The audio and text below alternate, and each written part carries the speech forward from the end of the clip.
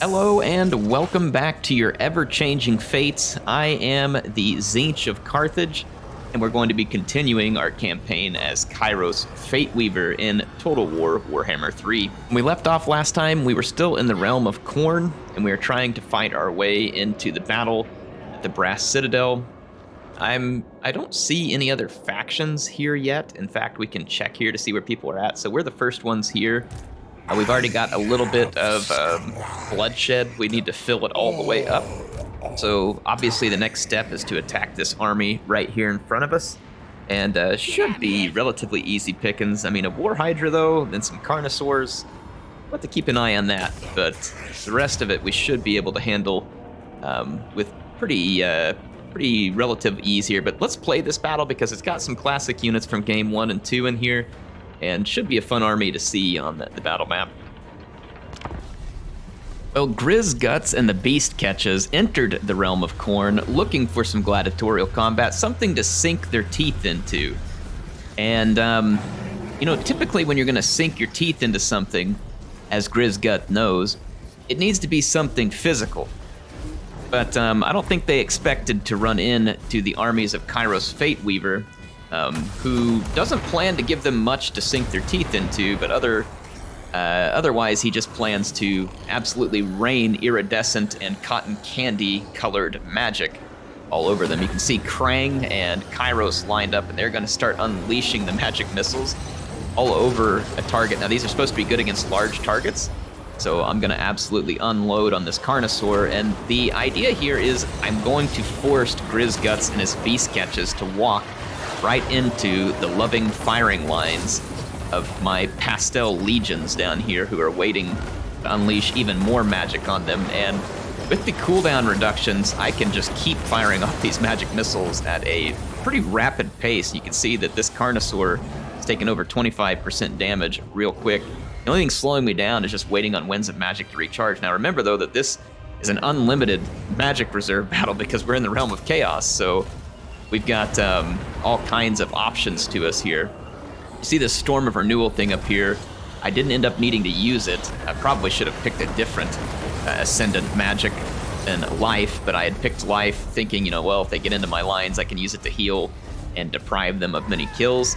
At this point, though, the bait has been dealt, and Grizz Guts and his Beast Catches have taken the bait and are now charging wildly and haplessly into my defensive position.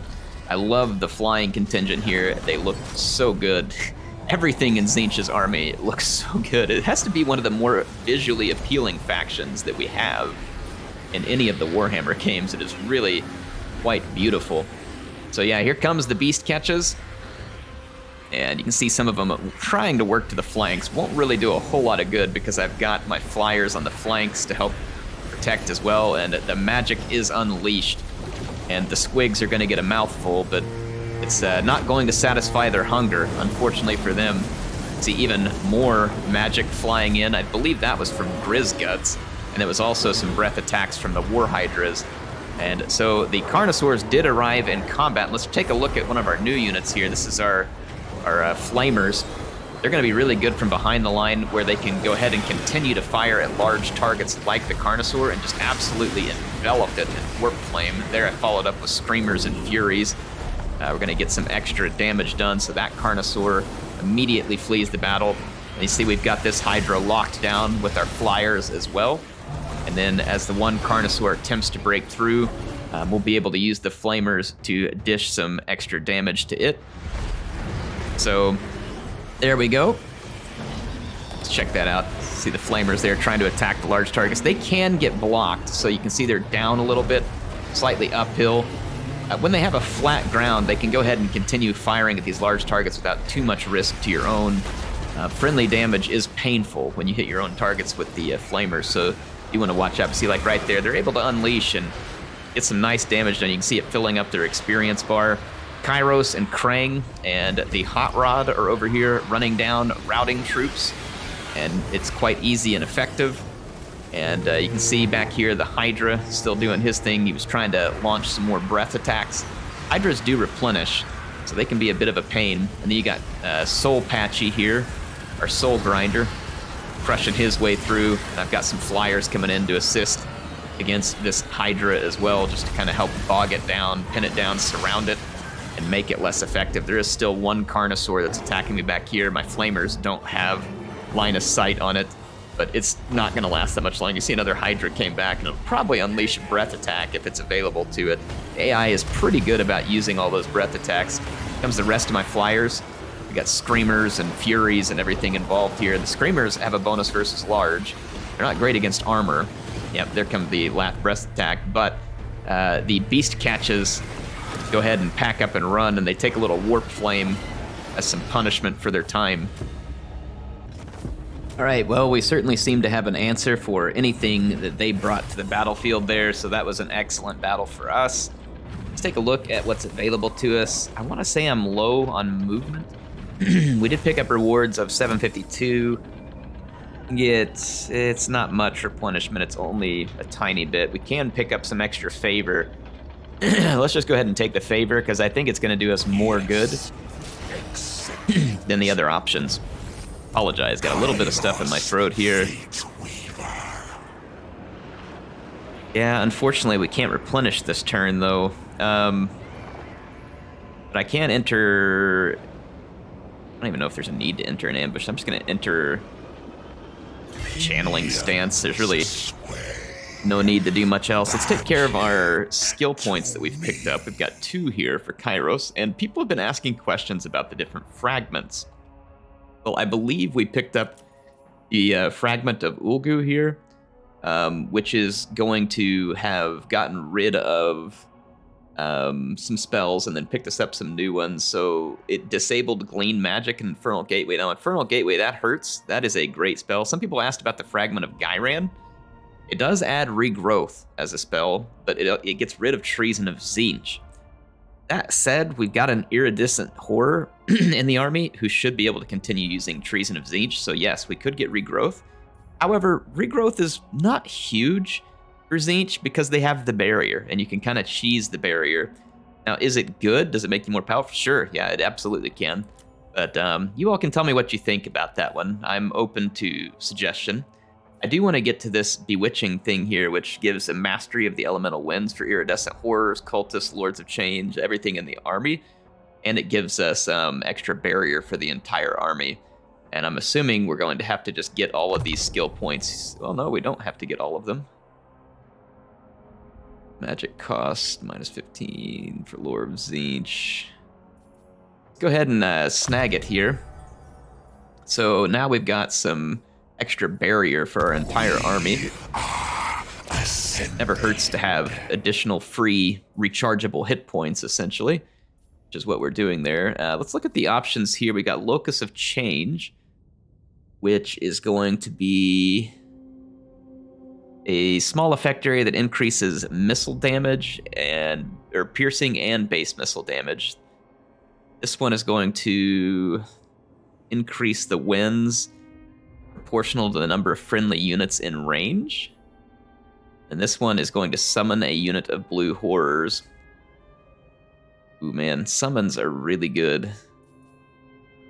Then so is all this missile damage. It's a small range, and he's not going to really be hovering over the pinks most of the time in battle, so I honestly think this one will be best. I'm moving this guy around the battlefield quite a lot. Now, let's go over here and take a look at Kill Scribe. And get some ideas here on what we want to do. We can finish, let's do Kindle Flame, because almost all of our units have weakness to fire damage, and some of you mentioned this, so thank you. Great reminder. And then let's finish Burning Head here. That should leave us in good shape. Let me look at my Forsaken. I've been keeping, and you might see where I've left a heart or a quick response for you. I've been going through the comments on the older episodes, getting names from you all, and we do have some names for our Forsaken, so I'm gonna apply those real quick, and then I'll show you what we used. Okay, I've applied some names here, and I'll let you all know. We've got Mutatis Mutandis here, which was a Latin phrase that someone brought in. I forget exactly what it means, but it was pretty clever, so I was excited to use that name. And speaking of, if you don't see a name up here that you've put in yet, I've been writing them down on a Word document. I have them, and I'm gonna be referring to them whenever I need names. I think you all had some Screamer names, but I looked on my list and didn't see them, so if you do have some Screamer names, go ahead and put those in the chat. Our other Forsaken is the Veterans of Ingerson. This is named after Fell Ingerson from my Cinematic Chaos campaign in Game 2. He was a pretty fun character. You should go watch that if you're not familiar with who he is. And then as far as, we had one more, which was a pink horror that didn't have a name, and they are the Cotton Candy Legion. So thank you for everybody for submitting names. If you don't see yours in here yet, be patient. As I get more units, I will be using them, and then as you all submit more names in the comments, I will keep track of those on my list to the best of my ability. I am not perfect, but I will do what I can in order to ensure that we use as many of those names as possible. Now, I am a little bit hesitant to spend some money here because we're likely to keep getting into rebellions, but we are going to need some defenses. We've got some leftovers right there already. So we need to finish our business. Gosh, do I want to spend this extra? I think I'm going to not risk spending the 1,000 on that. I'll go ahead and risk this 2,000. It's a bit of a risk that I don't love taking, but I'm going to take it. And then as far as the other settlements here, we got the City of Splinters. We might as well try and build up here. We're already doing that in a couple of those smaller settlements. I'm going to save just a little bit of cash here. I'm going to decline the outpost because we're a little short on money, and I don't want to go too crazy. Yeah, we're going to have more rebellion there. Not surprised. Let's get this turn ended, and hopefully we'll be able to continue quickly in the Realm of Khorne, because we need to get our army back here ASAP. We do not have the money for additional defenders at the moment. Looks like, yeah, they've immediately besieged me again here, so it's a good thing I limited how much money I was going to spend there. Okay. Lots of stuff going down. This is essentially the same army that we just beat. We beat it relatively... Well, it's close to the same army. Let's see if we can beat it again. I don't know if we can, but we need to. The Blood Reaper Slaughterwing Cranalax leads his rebel forces to try and retake the City of Splinters, and this time the garrison is considerably weaker. Now, as a warrior of Khorne, you would think that he might find, you know, maybe a little more honor and skulls in fighting a full garrison, but I guess this guy is kind of a wiener, and he wanted to attack us while we were weak. And my forces are very weak. I'll go show you what I have. I have a couple of blue horrors up front. I do have 4 pinks in the back, but my Forsaken is beat up. We don't have our Garrison Furies right now. And my Iridescent Horror is going to be somewhat limited. He's only got about half his hit points as well, which means that some wounds are in play. So it's not a great position for my Garrison forces. Now, I'll do the best I can. I start launching volley after volley of missile attacks, but these Chaos Warriors are well shielded and armored. They also have some Flesh Hounds working for them, and Flesh Hounds are just a nightmare for horror units, unless they're able to get a lot of volleys into them first, because Flesh Hounds cause just atrocious weapon damage. Barrier will help me, but it will fall quickly, as you can see. Those Flesh Hounds are going to get in some good charges, and we are just not causing intense enough damage to the Warriors of Khorne, unfortunately. And the fact that I don't have any AP is going to leave me in a rough position. So too many Warriors of Khorne, it's going to make it difficult for me to be able to hold the line. I did use my Forsaken to try and come in here and temporarily hold against the Warriors. You can see they charged in, doing my best. See Slaughterwing here, fighting it out with my blue horrors. Not much I can do to stop him, unfortunately. I'm trying to keep some units back and pour in magic missiles, but we're just very limited in the units that can do that at the moment, because the numbers for Chaos are too great for us to do this on a scale where it would be effective. The Chaos Warhounds are chewing through my left flank as well. My pink horrors trying to fight through it, but with the addition of the Flesh Hounds and the Warriors, that is a losing battle for the pink horrors. They are just not up to that kind of melee. I don't know why it goes into the slow motion. It could be that when a spell is cast, it knocks it into slow motion.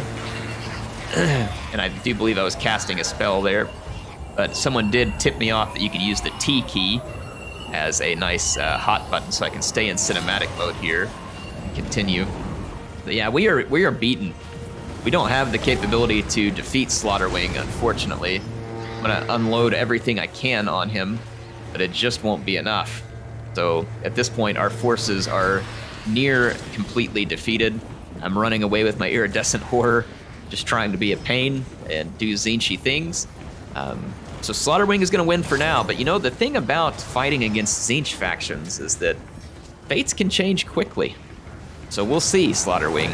We will see whether you are going to be the recipient of good fates or if your fate will change. For now, he gains a victory, and we're going to lose our first campaign battle of this campaign. We don't lose them often, but there is occasions where it happens, and we are just overmatched here. So I figured you all might like seeing a battle in which I can't fight my way out of it. At least I'm not aware of how it could have been done here. I don't think it can be done based on what was given. But, you know, like I said, fates can sometimes change, so we'll see what happens. I'll just let you all catch the last few moments here. My iridescent horror is caught.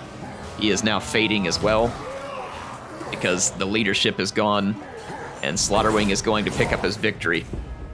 Well, unfortunately, too much armor and shields and not enough missiles to overcome it, so we're not going to be able to continue to defend our garrison there, which is unfortunate.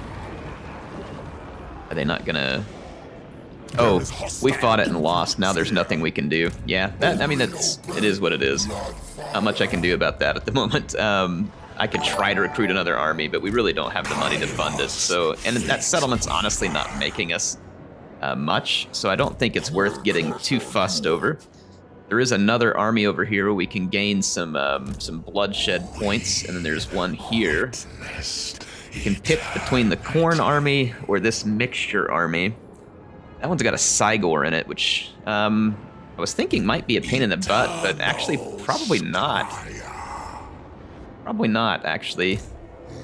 The rest of this army is looking pretty vulnerable to our missile attacks, so I think I'm going to go ahead and go hit this guy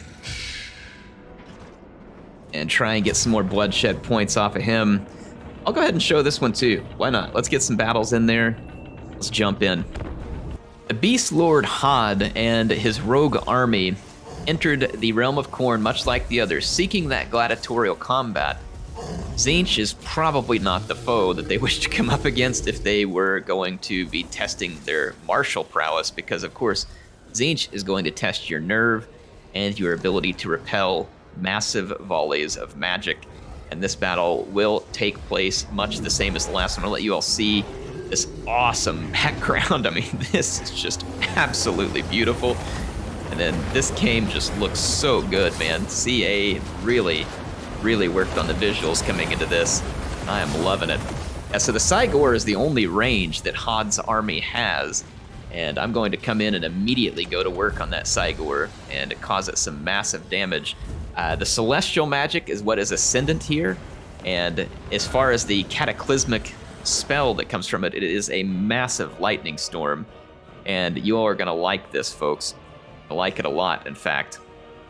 I'm trying to use the little hotkey there. It didn't work this time. All right, so I'm going to keep going after the Cygor, and this is charging up the Cataclysmic Magic so that we can unleash an insane lightning storm. That is what I am currently working on. See that the enemy army really has no answer to the fact that I can just hover over them with Krang and with Kairos and the Hot Rod and just unleash magical death all over them. It's odd, my hotkey is not working this time for increasing the speed. I think it just goes into slow motion because it happened during the battle whenever the spell was being cast. Might be an option that we can turn off prior to the replays. I don't know, I'll look into it. Anyway, here is the Cataclysmic Lightning Storm. So Tzeentch is unleashing just a magical Hades all over Hod and his army, and he's gonna force them forward. You can see that the Cygor was struck to death by lightning, and any of the rest of his troops who walk in this vicinity will take some pretty gruesome and egregious damage. I can now take my flyers back to the support of my army, and Hod is going to be forced to roll forward and attack. Let's go take a look at the positioning of my Tzeentchian Legion over here. Holy crap, man, I just can't get enough of the background and stuff. It looks so good now. It's real dang good. Anyway, we've got our Screamers and Furies helping to guard either flank. We're set up on this staircase here, which gives a nice elevated position to my Pink Horrors and Flamers. So we're gonna see my Blue Horrors here holding up the bottom. The Pink Horrors behind them, Soul Patchy, and our Forsaken, all ready to go. And then we do have the Kill Scribe here, our Tzeentch cultist of fire. So Kill Scribe amidst his Chaos Steed, looking very, very nice there. And our enemies are approaching. The first is going to be a Razor Gore herd, which is going to take some pretty intense fire. It will connect, though, because it was rampaging. But a quick charge from my Furies and Screamers will leave these piggies on a quick runaway. They are not going to be able to hold their position for long in this battle, as they are way stretched ahead of their reinforcements because the AI is just in a desperation charge. If you can take an army that wants to camp and then use your range to force them to attack, typically they may approach sometimes, especially when the map is like this, in a somewhat discombobulated faction, which should give you a massive advantage. So here comes the pastel wave of magic, as we have come to expect. The Abomination took a couple of volleys off of our spellcasters, and then the horrors unleash on everything else.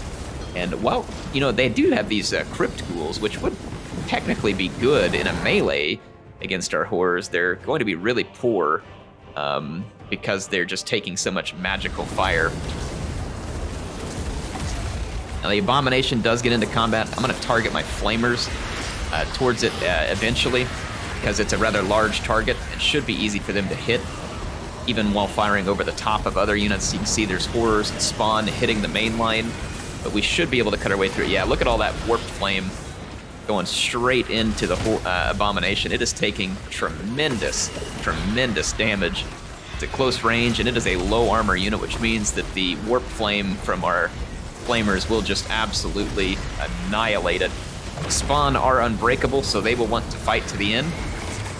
Basically everything else is going to be driven away. See that there were some hit point replenishment onto the Abomination right there, that ability going off. Over here, it looks like the enemy's being knocked out. It's just Hod, and he is being dealt with by Kairos and Krang. And then also our Hot Rod there. These units look absolutely amazing. Oh, I love it. So yeah, the spawn is the only unit left. I'm gonna pull my blue horror back. They were taking a bit of damage. And then of course, they just ran straight past Killscribe. I guess they didn't even want to mess with him. They know that they're just gonna end up part of a count here. So they just walk right past. Not interested. I'm gonna use the Treason of Tzeentch here to debuff these guys. And then there is Beast Magic, which is now Ascendant. I'm gonna use it on one of my peak horrors. That's why it's gone into slow motion here. And it basically buffs up their abilities and leaves this really cool visage up in the sky to let you know that that unit is being buffed. It is pretty awesome. I'll let you all see the name of that spell. It is right here. However you say that. Merquise Monstrous Regiment, which gives them tons of resistance, huge attack, and extra damage. It'd be really helpful on like a single entity monster that's very powerful. I've got more spells inbound. So that's why it was slowing down yet again. I'm just gonna keep throwing spells. I believe I've got a fireball from Killscribe lined up here. If I remember right. I may not remember right. I think it was earlier in this fight actually where we threw a fireball at someone. Yep, there we go. So a sound victory against Hod. As if Tzeentch isn't strong enough, and then you put him in the realm of chaos with basically unlimited winds of magic, and boy, it just really gets fun at that point. So we had a time there, that's for sure. Got some good damage value out of most of our leaders, though I'm assuming, I wonder if the Flamers did. Yeah, they do really well. It doesn't take much. They do so much damage that just a couple of volleys into a high value target and basically make them pay for themselves in every battle. I'm gonna go ahead and take, I guess, what little bit of replenishment, because it's very little money. We need to replenish. Again, we just don't have the movement points. I think I'm gonna push back closer here. We don't have quite enough to begin the battle, but like I said, we really do need to get replenished when we get an opportunity. Let's see here. I'm gonna improve our horrors now that we've gotten the extra barrier, and this will give our horrors even more barrier. We'll start to make them very dangerous indeed. I mean, that's 1,000 hit point barrier on blue horrors. I mean, that's disgusting. And I love it. And I'm here for it. So, I mean, we have huge barriers on our units. And I want to keep abusing that as much as possible because, like I said, that's basically free rechargeable hit points. For your units, the enemy has to keep you in melee or keep causing missile damage. One of the two, in order to keep that barrier from being there. So, I mean, Tzeentch is very powerful indeed. Very powerful. So they've kind of jacked up our settlement here. It says we can... The settlement receives plague. Our settlement not under siege? It's not under siege, but I mean, surely they're gonna attack us there, so I'm not gonna waste my effort. I already burned some money here. In fact, I'm gonna stop that building and get my money back since we're not under siege. I don't know why we're not under siege, but we're not. So I'm gonna take the opportunity to hopefully not be under siege. Let's grab some extra growth here. And then let's see what we need to build. The Fortress of Eyes is looking well guarded.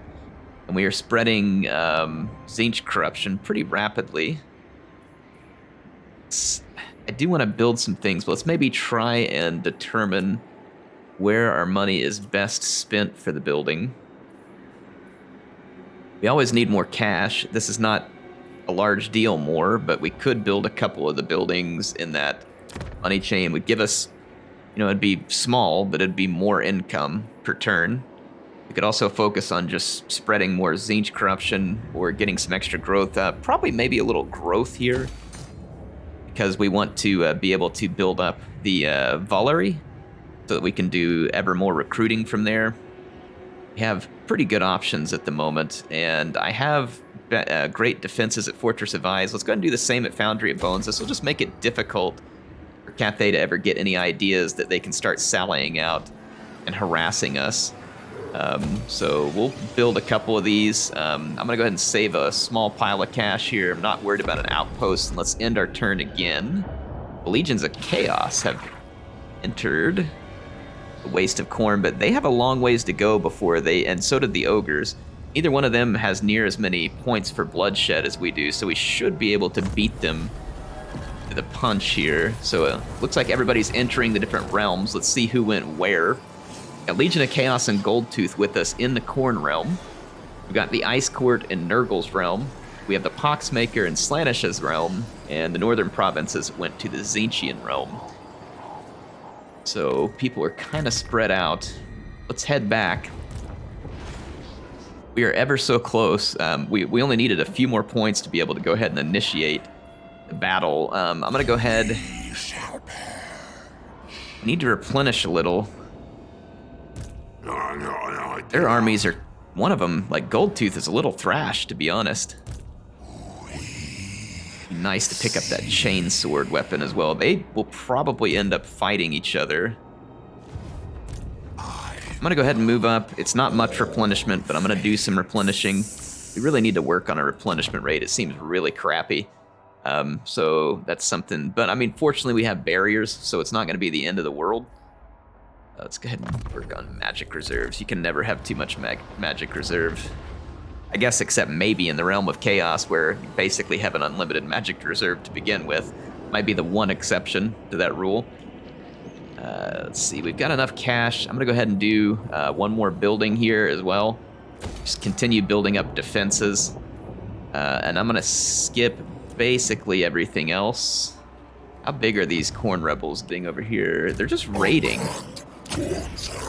Which means my settlement is starting to pick up a garrison again, so they might attack me, but I don't want to spend any cash there. Go ahead and put some money in down here. It doesn't look like we're about to be attacked. Let's check out our Changing of the Ways. We haven't used anything. We could snag some settlements. And one of them I would like to have is the final piece of this province. Eric Doom. All are destined for ruin. So then we can start using commandments there. So let's go into our Changing of the Ways. Quick transfer, and let's take this settlement for ourselves. Number of enemies, number of allies. Yeah, let's perform that changing of the ways, so we'll snag that settlement, so at least we can do some expanding while our armies are busy elsewhere. We have a plague there, unfortunately. Picked up a Talisman of Endurance. That should be pretty nice. Let's take a look at enemy factions' intentions. We have to pick...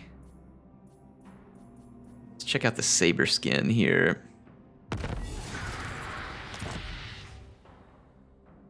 Let's reveal the Shroud on them as well.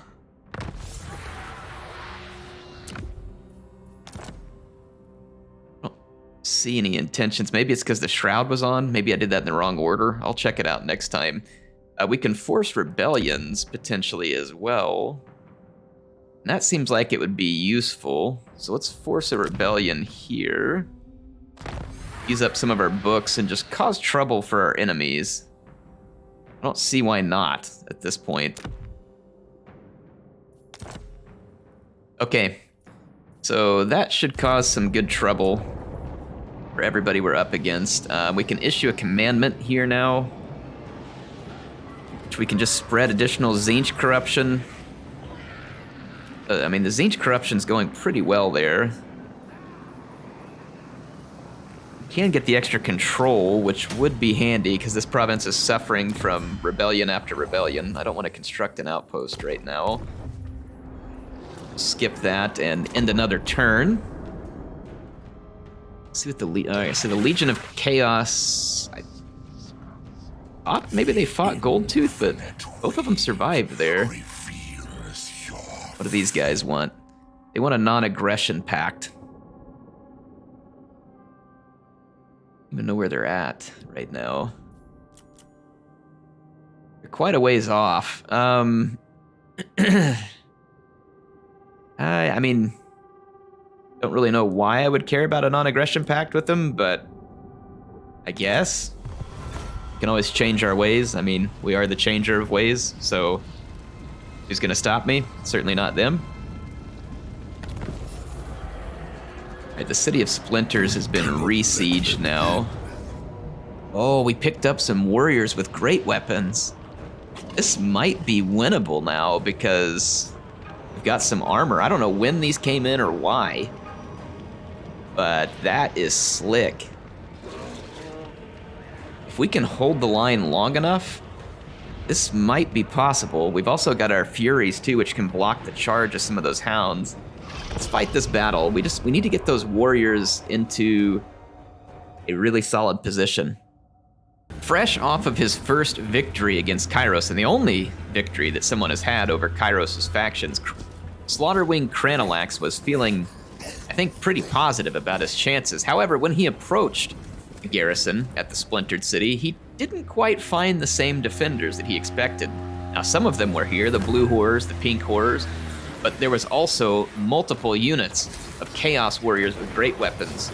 The nice blue capes here indicating they're now servants of the oracles of Tzeentch, and boy do fates change. There are now 3 heavily armored and well-armed AP units that are going to be supporting the defenders of the City of Splinters, and it is not going to be easy for these Warriors of Khorne to cut their way through. They are well-armored themselves, well-shielded, tough units to be sure.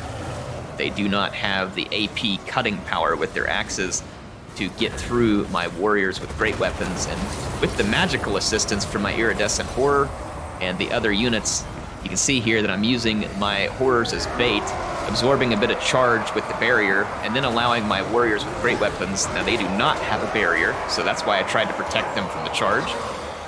Now they get into combat, and this is their time to shine. The Warriors of Khorne may be known for their martial prowess, but even they are overmatched in this scenario. You can see me unleashing some spells and going for max damage here.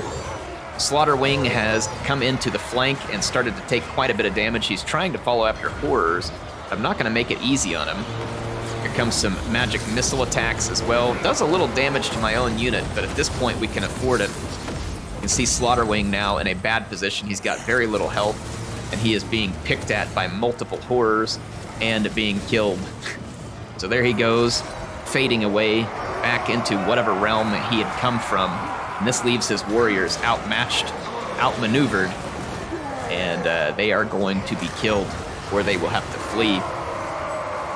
So fates do change, folks, and it doesn't take very long, apparently, in the realm of the oracles of Tzeentch. So the warriors of Khorne will be driven and destroyed, and the splintered city will be considerably safer from this point on, because we'll be able to improve the defenses. These warriors with great weapons being the clutch addition that I did not expect. Right, well, that was excellent. The Chaos Warriors with great weapons, I don't know what exactly brought them in. Maybe it was building, maybe it was something we changed. I don't know what it was, but this is a fantastic ad and made all the difference in us being able to defend the settlement. I could take the replenishment. It's pretty insignificant, so I'm going to take the favor instead. There'll be a couple of leftovers from that army still there, which is unfortunate, but that does keep the rebellion going and means that it's going to continue to shift the public order here. And with them being weakened and me now having more presence in the garrison, I might be able to pull off the construction of the improved defenses here, which would allow me to be able to defend that settlement over the long term. Speaking of defenses, we're going to put some at Zamoyski. And then Karak Doom does have some recruiting capability that we don't need here. That'd be better off as, you know, building maybe get me a little bit of cash or something. So let's focus on that. And there we go. I'm going to repair this building as well if we can. So let's head back to the Realm of Chaos and see if we can... Yep, there is an army right in front of us. We can fight with it. It appears that... Ooh, he went and grabbed him a weapon of Khorne, so we don't want to be facing him. Greasus looks like he's going for a weapon as well. So ideally, what we would like to do...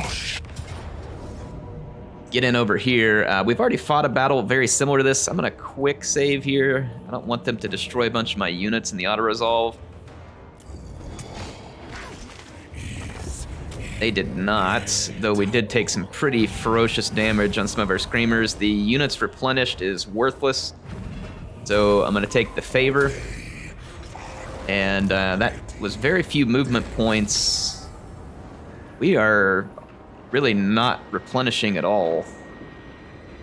Even if I head into an encamped stance, it's minimal. Let's go park right here. I'm going to check the movement. Yeah, he can't move all the way to us, so we don't have to worry about Grog, which means that we'll do a little bit of replenishment, and then we'll be able to fight the battle for the Brass Citadel, and we'll do that probably on the next episode. I don't know if we're going to have time for it for this one, because I do need to limit the time of these while I'm under embargo so I can make sure and fit in a larger number of videos. I'm going to finish the upgrade on our horrors. Forsaken and Furies would get a nice buff here. Well, as Spawn and Screamers.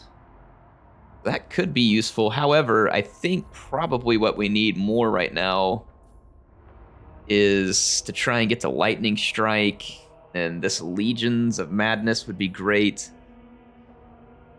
Reduction of changing of the ways cost. This upkeep reduction would be huge as well.